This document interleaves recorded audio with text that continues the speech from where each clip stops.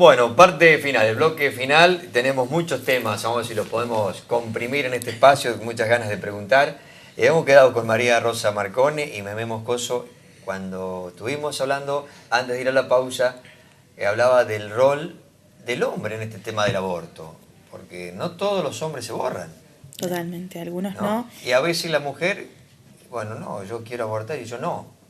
Un ejemplo de lo que puede ocurrir con un hombre, ¿no? ¿Te ha pasado algún caso? Me ha pasado, yo creo que hay dos cosas importantes, ¿no? Lo primero es que en la experiencia que tengo de acompañamiento a papás, el hombre tiene posibilidades reales de salvar la vida de su hijo. Siempre que lo asuma de esa manera, ¿no? Hace unos años me tocó acompañar a un papá que había quedado embarazada su novia, eran los dos muy jovencitos, y la familia de ella decide no solo mudarla de ciudad, era menor de edad, mudarla de ciudad cambiando su centro de vida, algo que todo el derecho de la infancia dice que no tiene que ser de modo abrupto, de modo inconsulto, digo, la había sacado de Córdoba, y además su papá le había dicho, es decir, o abortás o yo lo saco a parir a ese nene, se habían ido a la Patagonia, dice, te saco a parir a Chile, lo dejo ahí y nos volvemos y esto no pasó.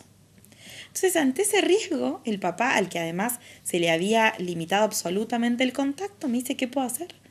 ¿Qué hago? Porque yo no quiero que aborte, no quiero que me alejen de ella, no quiero que se muera mi hijo. Además, los dos, aún en su adolescencia y en su juventud, habían recibido a ese embarazo como una buena noticia. Es decir, con todas las dificultades que representaba para ellos en su situación particular, en las realidades familiares de ambos, un hijo era una buena noticia para ellos. Entonces, me dice, ¿qué hago? Le digo, bueno, nuestro código civil y comercial, que es muy nuevito, nadie puede decir que es un código viejo, antiguo, que tenga una mirada obsoleta sobre las realidades sociales. Todo lo contrario, prevé en el artículo 574 que haya reconocimiento prenatal. O sea, un papá puede ir al registro civil local y decirle, vengo a reconocer el niño en gestación que se gesta en tal mujer. Eso consolida un vínculo, ¿no? Es el vínculo parental. El papá se posiciona como padre de ese hijo en gestación. Y con eso nos presentamos ante el juez de familia y le dijimos, mire, señor juez, yo soy padre de un niño por nacer. Ese niño por nacer es gestado en esta niña que además es menor de edad. O sea, yo necesito que usted me ayude a cuidar a mi hijo y a su mamá. Una pregunta, te acuerdas. Sí. ¿Es menor el varón también? No, tenía 19 recién cumplidos. Porque ahí está, 18, hay otro tema ahí, ¿no? 18 recién cumplidos. Hay otro tema ahí. Acababa de adquirir la mayoría de edad, sí. Pero la chica menor. La chica 17 casi. Ah, no, por el tema del abuso, ¿no? No era delito, no era técnicamente, digamos, en eso, pero además tenía que ver con todo un sistema de vulneraciones, ¿no? Cuando le hacemos ese planteo al tribunal, el juez, como dice el derecho, le nombra un defensor de menores, que se llamaban antes, que es representante complementario hoy, a la mamá menor de edad, y otro representante del Estado para el niño por nacer, que era otro niño más dentro del mismo proceso. Y como el régimen de visitas para los papás se establece como lo retiro en tal lugar igual, pero en el caso del embarazo eso no se puede hacer, lo que se hizo fue garantizarle la presencia en los controles médicos y en el parto. De esa manera el papá iba viendo cómo crecía su hija y cuál era su estado. ¿Qué pasó? El papá de la nena y tuvo que aguantarse las ganas. Digo, ahí está como el derecho limita el deseo, ¿no? Él no deseaba ser abuelo, él no deseaba que su hija esté embarazada, él deseaba terminar con ese embarazo y el derecho aparece a salvaguardar la vida del niño por nacer. Y después de eso, además de que la niña nació, estos noviecitos adolescentes, pasado el tiempo, se casaron y de hecho acaba de nacer su segundo hijo, ¿no? Pero digo, también a veces aparece como en el discurso, lamentablemente vivimos en un momento en el que el varón es mirado como malo, como violento, como abandónico, como ausente, como hostil, como opresor. Digo, y la realidad es otra, la realidad es que hay muchos papás que se hacen cargo de sus hijos, hay muchos esposos que construyen una vida familiar con sus esposas y apuestan al esfuerzo de una vida en común, hay muchos hombres responsables de sus actos. Digo, también es importante que los varones asuman esa parte de la historia, porque ningún embrión unicelular tiene 46 cromosomas de uno solo. Tiene 23 de la mamá y 23 del papá. Y digo, y así como se da en lo genético, se tiene que dar en la vida, ¿no? La presencia de los dos en la vida de los hijos. Y muchas veces yo veo con pesar esto de que el varón se desplaza de la vida social, se desplaza de la vida familiar, se desplaza del cumplimiento de sus obligaciones. Nos van a cuando desplazar lo de todos necesario- lados, sí. Pero no se dejen. No. No se dejen. Digo, esto es muy importante que también asuman. Porque está pasando como una corriente feminista que no sé... Sí, pero no hay que, también, no hay que No hay que creérsela. dejarse sucumbir. No hay que creérsela, ¿no? Es decir, las ideas ideológicas, como las del feminismo, son un machismo con pollera. Es decir, de repente lo que pasa es dar vuelta a la tortilla para pasar a estar arriba a otro distinto, ¿no?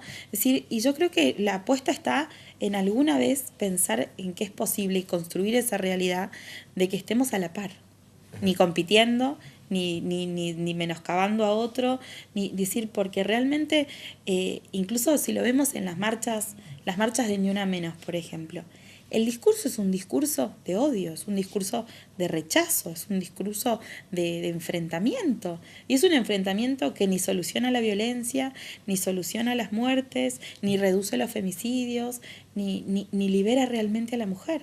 Es decir, la historia de la humanidad nos habla de la unión entre varones y mujeres como herramienta de perpetuación de la ahí humanidad, está tocando ¿no? un tema delicado porque ahora hay otra corriente educativa y de todo, ¿no? Con este tema, ¿no? Hay toda una De corriente, una eso igualdad no cambia que sorprende, a algunos nos sorprende, ¿no? esto Claro. no cambia En la algunas realidad. escuelas ya hay baños mixtos.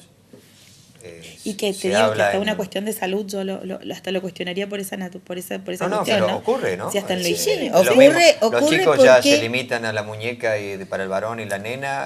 A ver, es un tema también es más un tema que complejo, tiene ¿no? que ver, Profundo, aparte. es un tema más complejo, pero tiene que ver también con esto que creo que lo hablábamos hace un rato, de aceptar lo que nos viene impuesto porque viene como una moda, porque viene como lo más moderno, lo que hay que seguir, y no hacer un alto y analizar esto, ¿a quién le conviene que lo crea? ¿Esto a quién beneficia? ¿Sobre qué se basa? ¿Esto es realmente una teoría científica o estamos hablando de una ideología? Cuando hablamos de ideología, estamos hablando de algo que responde a una construcción alejada de la realidad. Y todo aquello que contradice los datos de la realidad, a la larga se paga muy caro. Lo sabemos con todo lo que hemos avanzado en el tema de la ecología, en la ecología ambiental. Y nos estamos olvidando que las personas somos parte de la casa común y que existe también una ecología humana y que eso es a lo que tenemos que cuidar y tenemos que propender. Pero como también tenemos una cierta pereza intelectual que nos hace aceptar todo lo que viene sin detenernos a ejercitar este pensamiento crítico, entonces no nos animamos a decir, como en el viejo cuento del emperador, che, el rey está desnudo, esto que nos están diciendo es una macana. ¿Qué dicen ustedes? Porque por ejemplo, hubiera tenido dos personas aquí que hablan a favor de la despenalización del aborto, no se iban a poner de acuerdo. Pero hay muchísima gente que está a favor de esto. Habíamos hablado que el año que viene se va a tratar de nuevo y posiblemente se habla que se va a despenalizar, ¿no? ¿A quién despenalizamos cuando hablamos de la ¿qué opinan despenalización ustedes? del ¿Son aborto? todas asesinas estas personas que piensan así? No, yo digo porque yo pienso que quieren en la vida también, pero tienen esta idea o este pensamiento. Yo creo que hay varias cosas, ¿no? Primero que yo no he escuchado en todo este tiempo y jamás lo he dicho, de tratar a otro que piense distinto como mi enemigo. Digo, sí lo he padecido. Es decir, yo no traté como enemigo, pero fui tratada como enemigo, tanto que saliendo del aire saludé y no respondí, no tuve respuesta a mi saludo. Es decir, chao, un gusto, y chocarme en penca, ¿no? Entonces, de repente, me parece que también en una honestidad total decir, bueno, a veces esto de pensar distinto es tan legítimo y no sentí ese respeto por el otro lado, ¿no? Es decir, pero también el pensar en tener esta apertura a escuchar al otro, a escuchar sus razones y saber en lo profundo de esas, cuán profundas son, ¿no? Y si son profundas, encontrar dónde está el punto en el que yo busco una solución y ellos buscan otra, ¿no? Yo creo que si yo quiero salvar las vidas de otro y la vida propia, no puede haber medias tintas, ¿no? Esto de decir, mira, es salvar la vida o no hacerlo. No es salvar algunas. Muchas veces el discurso es las mujeres van a seguir abortando. Y digo, mientras sigan solas, mientras el sistema de salud no las cuide, mientras no reciban educación, mientras el sistema no les dé oportunidades, probablemente sí sigan abortando. Ahora, porque exista, yo no puedo hacer de cuenta que deja de ser lo que es. Y el aborto es un drama. Lo han dicho ellas y lo hemos dicho nosotros, ¿no? Es decir, entonces también es un poco esto, es decir, porque pasa, me la tengo que bancar y tengo que tirar la toalla y decir ya está, pasa y no hago nada para solucionarlo y para evitarlo, o como pasa y me preocupa que pase, intento que deje de pasar. Que eso es un poco lo que nosotros tenemos que intentamos, ¿no? Y esto que yo te decía en el primer bloque de la función del derecho. Y el derecho, cuando el Código Penal toma un derecho, un bien jurídico para protegerlo, porque así se llama, es un bien jurídico protegido, y ese bien jurídico es la vida en todos sus estadios, desde la concepción y hasta el final, digo, entonces despenalizar es dejar de proteger ese bien, es que el bien deje de ser un bien, ¿no? Entonces, si yo defiendo porque el aborto está en el capítulo de delitos contra la vida de las personas. Delitos contra las personas, delitos contra la vida, aborto y homicidio. Digo, entonces, si yo voy a ver en dónde está y despenalizo eso, porque me deja de importar cuidar la vida del otro. Y además te pasaba algo muy curioso en el proyecto que se rechaza. El mismo acto, antes de las 14 semanas, era libre. Después de las 14 semanas, era penalizado en algunos casos y en otros era posible de acceder. Entonces, la misma conducta, dos resultados distintos. El criterio, una cuestión de tiempo.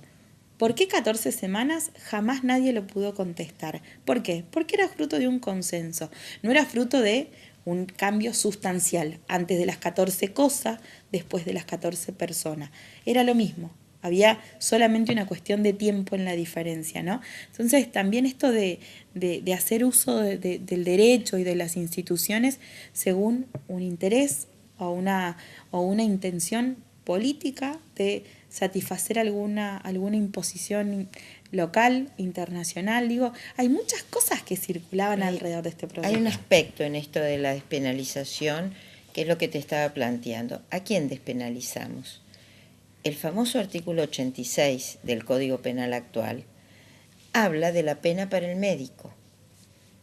O sea, cuando dice que no será, o sea, porque la primera parte de ese artículo, que está arreglando la cantidad de pena, no dice que no sea un delito, dice en qué caso tiene más pena, cuando muere la mujer, primera parte del artículo 86, y cuándo no será penado, que son dos supuestos que con los avances de la ciencia actuales están totalmente perimidos, son anacrónicos. Cuando sea indispensable para salvar la vida de la mujer, cosa que hoy, ya lo decía Cecilia en el bloque anterior, la medicina ha avanzado tanto que esa disyuntiva prácticamente no aparece en ningún caso. Y cuando el niño por nacer era fruto de la violación a una mujer, un atentado del pudor sobre una mujer demente o idiota. También una cuestión eugenésica que hoy día nadie la puede sostener. Entonces, cuando hablamos de despenalizar, ¿a quién despenalizamos? ¿Al médico? El médico es justamente la persona que está lucrando con todo esto que hemos visto como un problema de la mujer.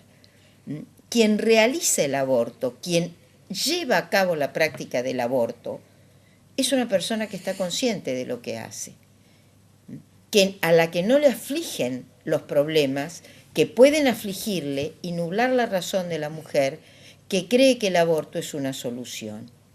Entonces, ahora ya se usan otros medicamentos que no es necesario ir al médico, ¿no? No es necesario ir al médico y entonces tenemos una Keila Jones que aún dada por un médico murió por un aborto dado en un hospital. ¿Mm?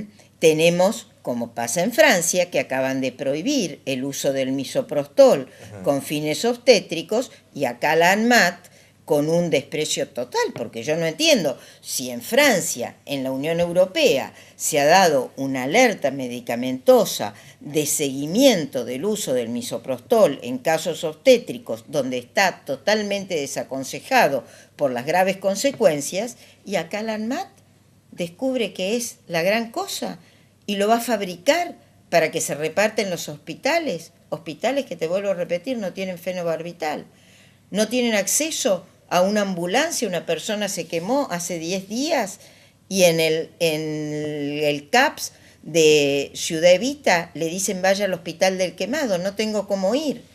Tuvo que llevarla a la policía porque no se podía disponer de una ambulancia para llevarla. Entonces, ¿de qué estamos hablando cuando hablamos de que hay seriedad en esto? Creo que cuando hablamos de la mujer que cree que el aborto puede ser una solución, estamos pensando en una persona en que debe ser atendida y acompañada. Y que también habrá que ver de qué manera la parte de culpa que le cabe al haber consentido en esa muerte tiene que ser evidentemente, probablemente la pena natural de la pérdida del hijo, probablemente algo tipo un servicio en un centro de atención a embarazadas. O sea, puede dejarse a criterio de los jueces una pena totalmente leve. Pero en aquel que está lucrando con la necesidad es un poco como el caso del narcotráfico. Podemos decir que el adicto es un enfermo, sabemos que lo es, y ponemos todos los medios para ayudarlos. Ahora, porque existen adictos que son enfermos, ¿vamos a despenalizar el narcotráfico que está lucrando con eso? Estamos en una situación parecida.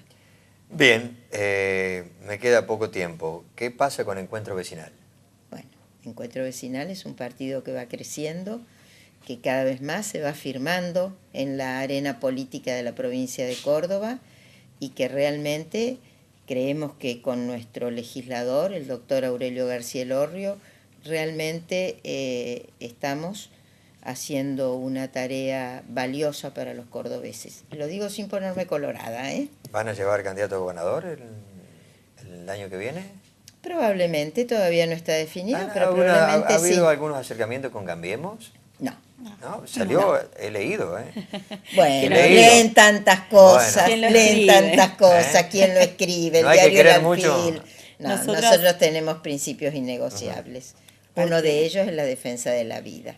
Y Cambiemos ha demostrado que eso no es tan así para ellos, ¿no? Sí. Todo lo contrario. Pero digo, aparte, venimos caminando lentamente en la realidad política de Córdoba, afianzándonos cada vez más en esta idea de que nos importa que nuestros principios sean respetados, y eso hace que sea cada vez más difícil pensar en una alianza con cualquiera, es decir, no solo con Cambiemos, ¿no? Entonces, Unión por mientras... Córdoba, no, tampoco. Mientras podamos, además la corrupción es un tema que nos ocupa, ¿no? Hace Sí. mucho tiempo, y Unión por Córdoba no parece tener los mismos criterios que nosotros en ese tema, ¿no? Entonces, yo creo que al contrario, mientras podamos, y el sistema nos permita subsistir y avanzar en una propuesta transparente para la realidad de la política de Córdoba, vamos a seguir ese camino, aun cuando sea más lento y de mayor esfuerzo, ¿no? Es decir, Hay otro punto que nos diferencia de Cambiemos, y es el punto, ¿no?, de la economía. la economía. Estamos mal, O sea, ¿no? nosotros partimos de una concepción económica muy diferente, ¿no? Nosotros creemos que la economía tiene que estar centrada en el hombre, no en las grandes corporaciones. Al servicio del hombre. Sí. Cuántas cosas, ¿no? Para hablar, así que espero que vengan otro día. ¿Va a ser candidata? ¿Cómo saberlo? Es el partido el Me parece que te define gusta eso. la política, ¿no? A mí, por supuesto, si no, no militaría en Encuentro Vecinal. Pero eso lo decide el partido, y todavía no es tiempo. ¿No es tiempo? La decisión va a ser el año que viene. Pero falta poco ya. Falta poco. Todo se andará. Bueno, me dijiste que no se va a tratar el tema del aborto el año que viene. Yo creo que no van a tener el Hasta el desatino 2020 de asumir no. ese riesgo político en un año electoral. ¿Crees Y que se va a aprobar con el espero- tiempo? Espero que no llegue el día en el que la Argentina abdique en la defensa de derechos esenciales, como el derecho a la vida. Espero que no. hace muchos años que venimos resistiendo y con gusto he visto a mi país de pie para defender las dos vidas y espero que no se siente ni se acueste nunca más. Muy bien. Muchas gracias por venir. Gracias, Le Luis. mandamos Muchas un saludo a Aurelio que venga por acá porque había quedado en venir. Así que no sé qué pasó. Ahí le vamos a preguntar a Raúl qué fue lo que ocurrió, pero Va a venir. me agradó mucho hablar con ustedes. Bien. No, me agradó No mucho nos hablar con baje la ustedes. autoestima. Así que, bueno, muchas gracias. Gracias Gracias, por venir. muchas gracias. Nosotros nos despedimos. Mañana vamos a estar en el IH a la hora 2:30, como todos los viernes. ¿Es mañana o hoy ya? ¿Ya pasamos la medianoche? No. Todavía no, ¿no? Bueno, que la pasen lindo. Gracias por estar ahí.